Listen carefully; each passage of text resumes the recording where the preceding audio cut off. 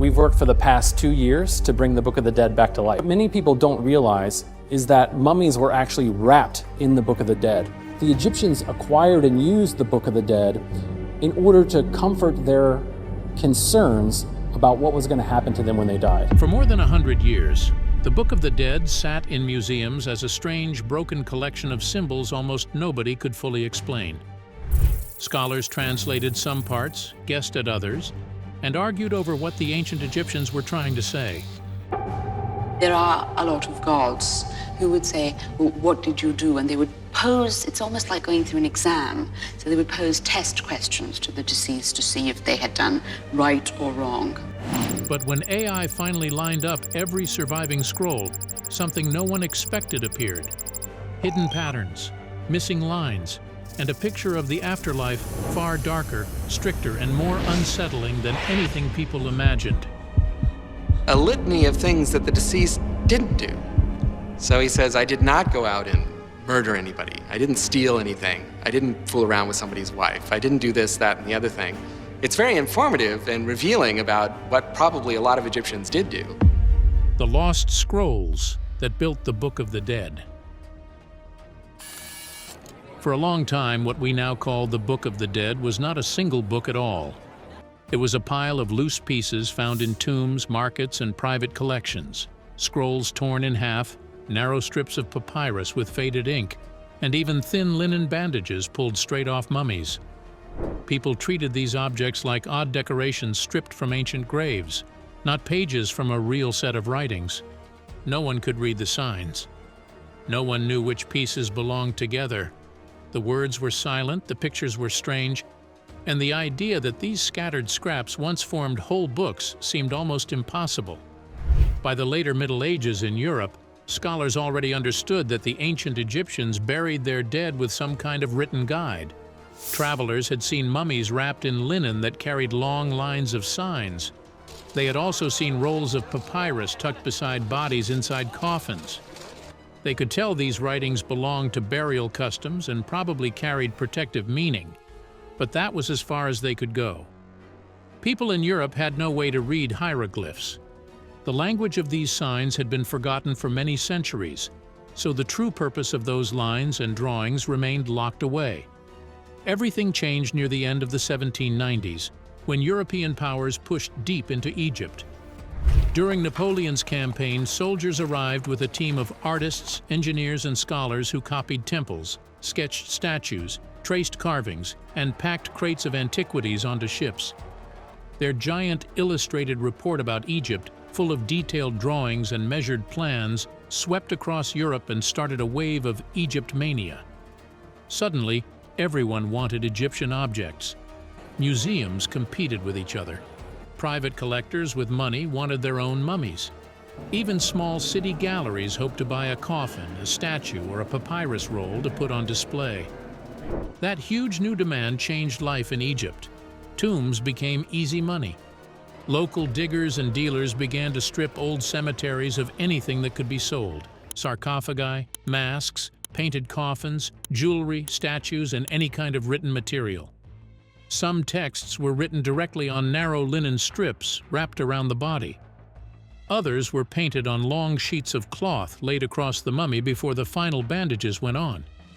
Many were written on papyrus rolls that had been placed beside the corpse or wrapped around it. Dealers usually did not care about the order of the writing or the meaning of the signs. By the early 19th century, large collections began to grow. One of the biggest suppliers was the French consul Bernardino Drovetti, who sent entire shipments of antiquities from Egypt to museums in Turin, Paris, and other cities. These shipments included long funerary papyri that later turned out to be full Book of the Dead manuscripts. The Egyptian Museum in Turin eventually built one of the largest papyrus collections in the world, with hundreds of manuscripts and many thousands of fragments. Among these pieces is the Papyrus of Uafonk, a Book of the Dead roll more than 60 feet long, filled with tiny signs and painted scenes. Other museums in London, Leiden, and Berlin built similar collections, but almost all of these scrolls were purchased with little to no record of where they were found. Many did not even have the name of the town, let alone the tomb. The art market made things worse. A single papyrus roll could stretch for many feet. It was too long for a frame, too awkward for display, and too fragile to move. To make them easier to sell, dealers often cut them into smaller pieces. One study of a Book of the Dead scroll, now in Poland, describes how a complete papyrus was first glued onto cardboard, then sliced into 6 framed panels, destroying the original order of the text. The famous Papyrus of Ani in London experienced the same treatment. When it arrived at the British Museum, staff cut the long roll into dozens of sheets so they could mount each one behind glass.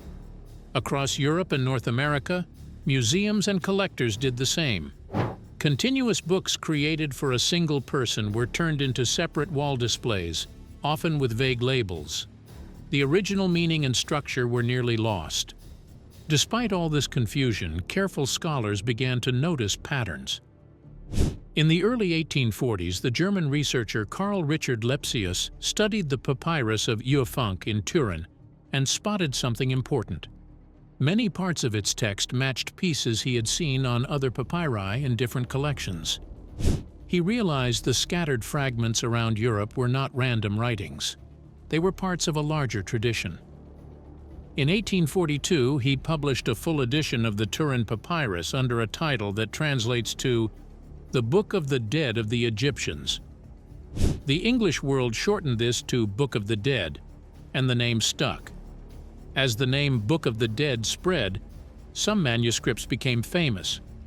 One of the best known is the Papyrus of Ani. Created in the New Kingdom for a scribe from Thebes named Ani, it stretches to about 78 feet when unrolled. The scenes are carefully painted, the signs are neat, and the colors are bright. When most people picture the Book of the Dead today, they are often thinking of Ani's papyrus without realizing it. But the story of how it reached London is dramatic. In the late 1880s, dealers near Luxor uncovered the scroll and tried to sell it on the illegal market. E.A. Wallace Budge, working for the British Museum, moved quickly and agreed to buy it along with several other pieces. But before the dealers could hand anything over, Egyptian police raided the area and sealed the houses where the antiquities were stored. The papyrus was now locked inside one of those sealed homes. Budge later wrote that he distracted the guards with a long meal while his helpers dug a tunnel under a wall, slipped into the sealed house, and passed the hidden objects out through the opening. The roll was packed into tin boxes and smuggled downriver, then out of Egypt. The British Treasury later paid Budge a cash reward for securing the scroll. Ani's papyrus is not the only star manuscript. The Papyrus of Hunefer, also in London, was made for a royal scribe and estate manager. It is shorter than Ani's, around 18 feet, but known for its sharp drawings and clear signs. It appears in textbooks and art courses around the world. Another giant piece is the Greenfield Papyrus, made for a priestess named Nesitanebtashru. At about 121 feet long, it is the longest known Egyptian funerary papyrus. These great scrolls made one thing clear. There was no single official copy. Each Book of the Dead was custom-made for one person, but built from a shared set of texts and pictures. Other museums have their own famous pieces. In New York, the Metropolitan Museum of Art holds the Book of the Dead of Naoni, showing that women as well as men owned these expensive papyri. New pieces still appear today. Near the Step Pyramid at Saqqara, archaeologists uncovered a long Book of the Dead scroll now called the Waziri Papyrus. Reports say it is more than 50 feet long and contains dozens of spells. At the large cemetery of Al-Ghuraifa in Minya, another team found a scroll more than 43 feet long with nearly 100 texts. But none of it mattered until people learned how to read the strange signs covering these scrolls. How we finally learned to read the Book of the Dead. For many centuries after the age of the pharaohs, the symbols carved on tomb walls and written on ancient papyri were treated as nothing more than curious drawings. People in Europe could not read a single full sentence, let alone understand the long funerary writings now called the Book of the Dead. The signs looked like pictures of birds, snakes, tools, and people. but their meaning stayed locked away behind a language that no living person could speak. Everything changed in the late 1700s. French soldiers repairing a small fort near the town of Rosetta on Egypt's northern coast pulled a heavy black slab from an old wall.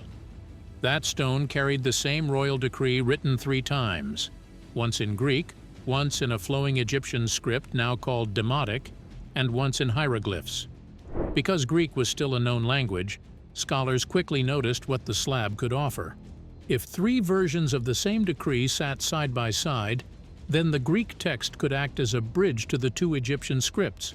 This slab, now known worldwide as the Rosetta Stone, became the key that opened the first real door to the entire writing system.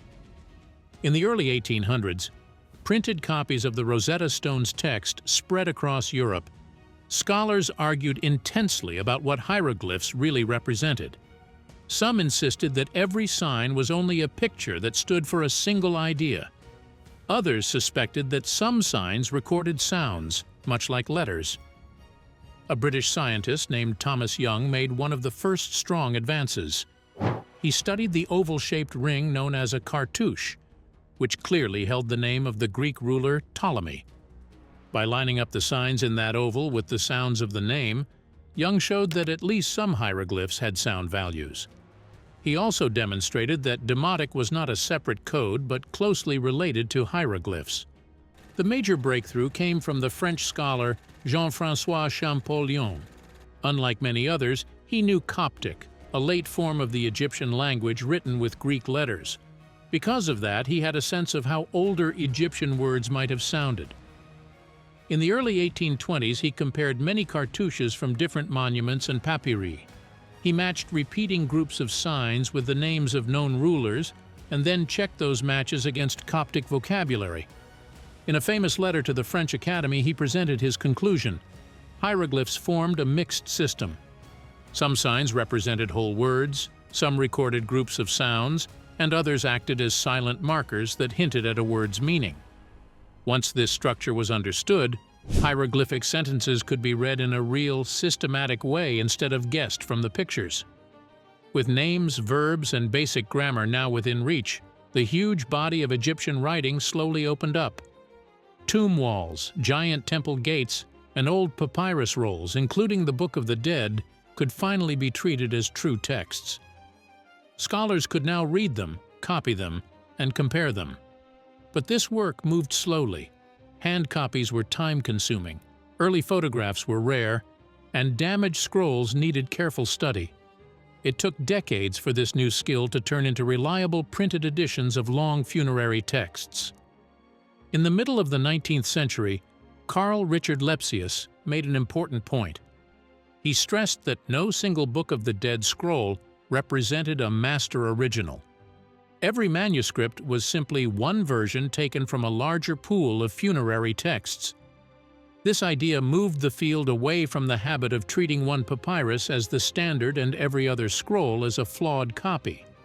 Instead, scholars began comparing many scrolls, coffins, bandages, and shrouds, looking for patterns across the whole tradition rather than relying on a single source. In the last quarter of the 19th century, the Swiss-born scholar Edouard Neville turned that insight into a major project. Over roughly 10 years, he published a 3-volume work that set the standard for detailed comparison. While these specialist studies were shaping the academic field, another figure shaped what the general public believed the Book of the Dead contained. E. A. Wallace Budge started publishing large, illustrated books on Egyptian religion near the end of the 19th century and into the early 20th century. His volumes on the Book of the Dead and famous scrolls like the Papyrus of Ani mixed transliterations, translations, drawings, and striking artwork. These books sold well and stayed in print for decades. As a result, for many English-speaking readers, the Book of the Dead simply meant whatever Budge had written. Modern Egyptologists see a large gap between Budge's popularity and the accuracy of his translations. He worked before many modern dictionaries and grammars existed. He often filled gaps with guesses, and did not always make it clear which parts were solid readings and which parts were speculation. Today, his books are still useful for understanding the history of the field and the rise of Egypt fever in the West, but they are not treated as reliable guides to the meaning of each spell. That task moved to a new group of editors who were determined to study every phrase carefully against the original manuscripts. One of the key figures in that next phase was Thomas George Allen at the Oriental Institute of the University of Chicago. Allen spent many years studying the museum's Book of the Dead papyri. In the 1960s, he published an edition called The Book of the Dead or Going Forth by Day. It gathered the museum's major sources and presented a careful English translation. Allen focused on exact wording, clear sentences, and detailed notes on lines that were damaged or uncertain. His work became one of the main reference points for scholars who wanted precise quotations instead of loose summaries. Around the same time, the British Museum turned to the Egyptologist Raymond O. Faulkner to produce a new standard English version based on its own wide collection. His book, The Ancient Egyptian Book of the Dead, used the museum's papyri, including the well-known papyrus of Ani, as major sources. Faulkner tried to match each Egyptian phrase with the closest possible English meaning. He marked doubtful lines and avoided adding later ideas from other cultures.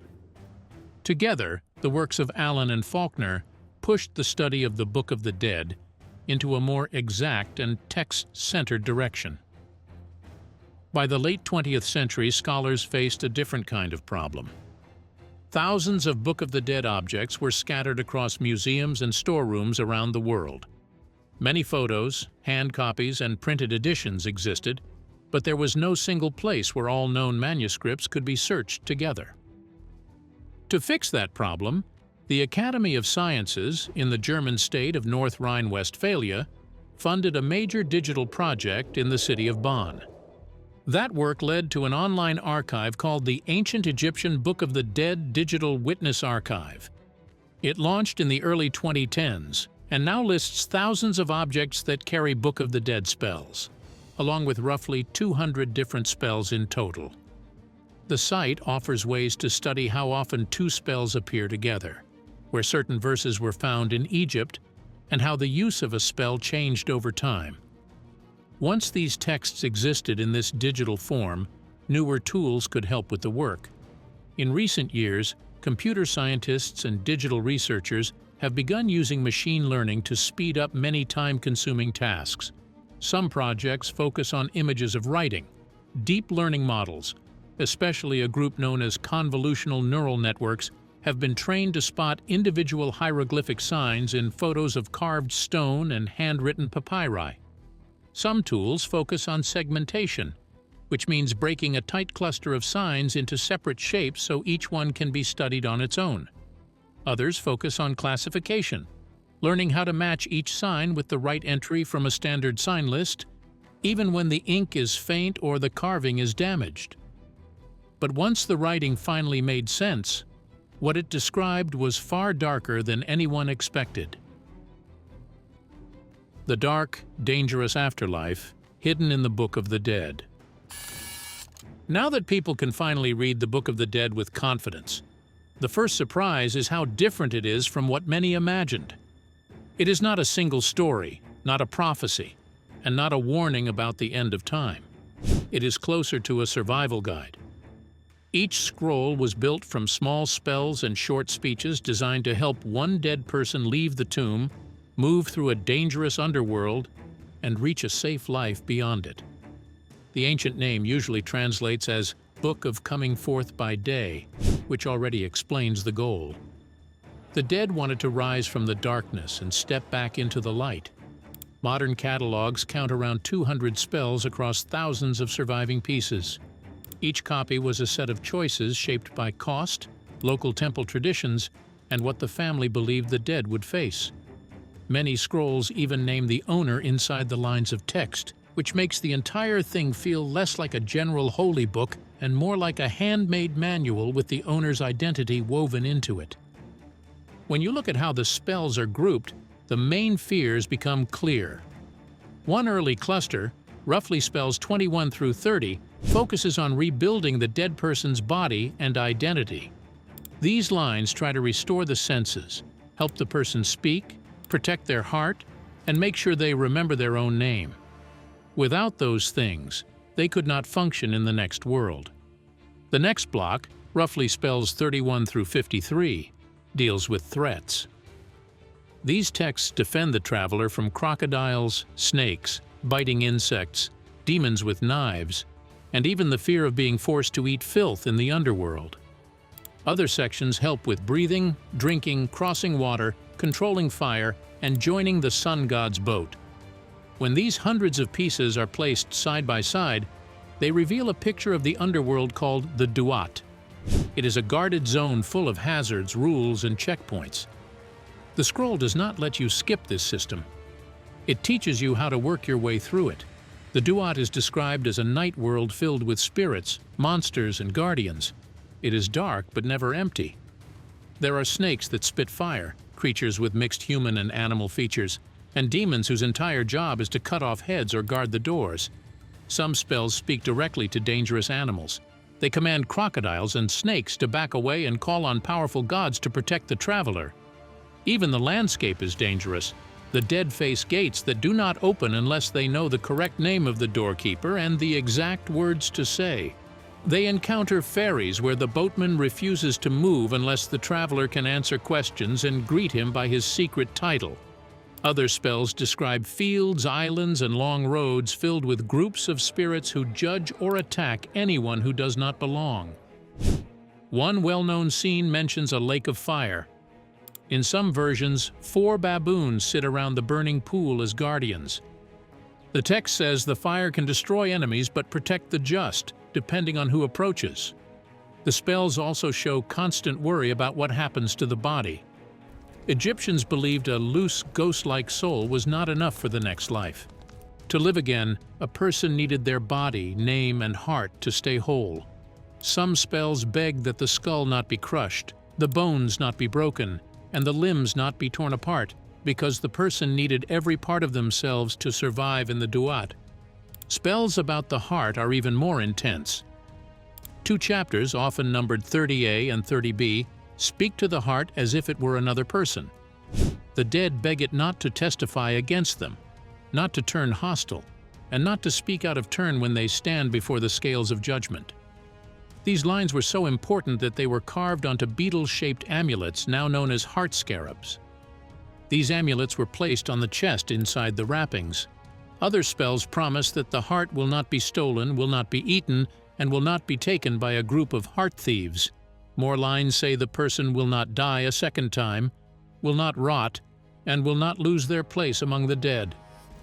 When historians and doctors read these ideas today, they point out that the heart was treated as the seat of memory and moral record, not just as an organ. All of this prepares the traveler for the moment most people know, even if they have never read the text: the judgment scene. The key spell here is usually numbered 125. Many call it the negative confession or the declaration of innocence. The spell describes a great hall ruled by Osiris, the god of the dead. In front of him stand scales and a panel of 42 judges. Each judge represents a region of Egypt and a different kind of wrongdoing. The dead. Person steps forward and speaks to each judge in turn. Instead of listing what they have done, they list what they have not done. The order changes between scrolls, but the range of wrongs stays wide. The sins include murder and theft, but also cheating in weights, abusing workers, blocking the Nile with waste, and harming neighbors. While this speech unfolds, the heart is placed on one side of the scale. On the other side lies the feather of Maat. Maat is both a goddess and the idea of truth, balance, and the right way things should be. If the heart is as light as the feather, the person is true of voice and can move on. If it is heavy with wrongdoing, it is thrown to a creature called Ammit. Ammit has the head of a crocodile, the front of a lion, and the back of a hippo. Once she eats the heart, the person does not enter a realm of torture. They simply fade out. This is the second death that so many spells beg to avoid.